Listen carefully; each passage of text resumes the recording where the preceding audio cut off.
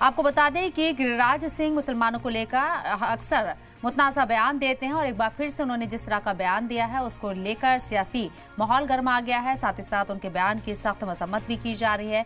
गिरिराज सिंह मुसलमानों को पाकिस्तान जाने की सलाह दे रही है।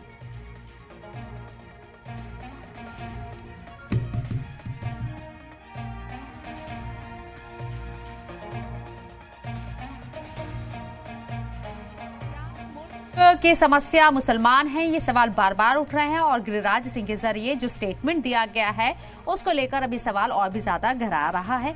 अपोजिशन के लीडर लगातार इसकी मुखालिफत कर रहे हैं और साथ ही साथ गिरिराज के ऊपर इस तरह के मुद्दों को हवा देने का इल्जाम लगा रही है कि मुसलमानों के नाम पर सिर्फ सियासत यहाँ बीजेपी करती है।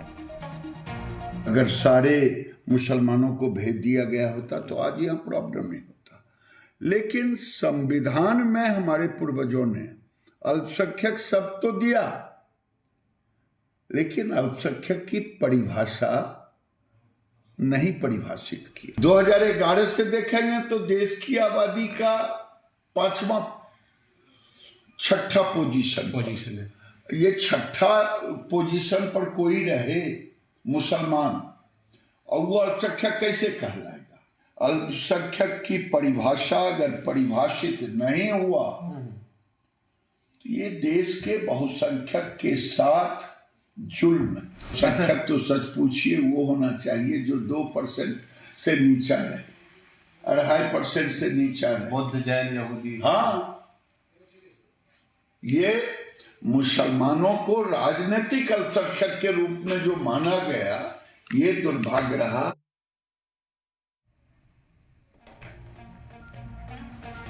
गिरिराज सिंह के बयान पर कांग्रेस एमपी इमरान मसूद का क्या कुछ कहना है, आइए सुनते हैं। ऐसा है, उनको अपना इलाज कराना चाहिए। हर वक्त नफरत की बात ना बोले। हर वक्त नफरत बोलने से मुल्क को नुकसान होता है। 25 करोड़ लोग हैं यहाँ पे, 1-2 आदमी नहीं है मुसलमान। दुनिया की दूसरी सबसे बड़ी आबादी मुसलमान की हिंदुस्तान में रहता है और मैं गर्व से कहता हूँ कि हम भारतीय हैं। अपने इनका एजेंडा है कि लोग मूलभूत समस्याओं से ध्यान हटा करके यहीं पर लगे रहें, इसके अलावा कुछ भी नहीं है। उस तरह मुस्लिम स्कॉलर अतीकुर रहमान का क्या कुछ कहना है, आइए सुनते हैं। बात का अंदाजा लगाना चाहिए कि अगर तमाम आज के हिंदुस्तान के मुसलमान पाकिस्तान में होते तो पाकिस्तान की स्ट्रेंथ क्या होती। बल्कि उल्टा ये आपको बोलना चाहिए कि जो पाकिस्तान चले गए वो अगर आज हिंदुस्तान में होते तो 50-50% हिंदू और बांग्लादेश का बंटवारा ना हुआ होता। ये उल जलूल बात करना एक सीनियर बीजेपी के लीडर को जेब नहीं देता है।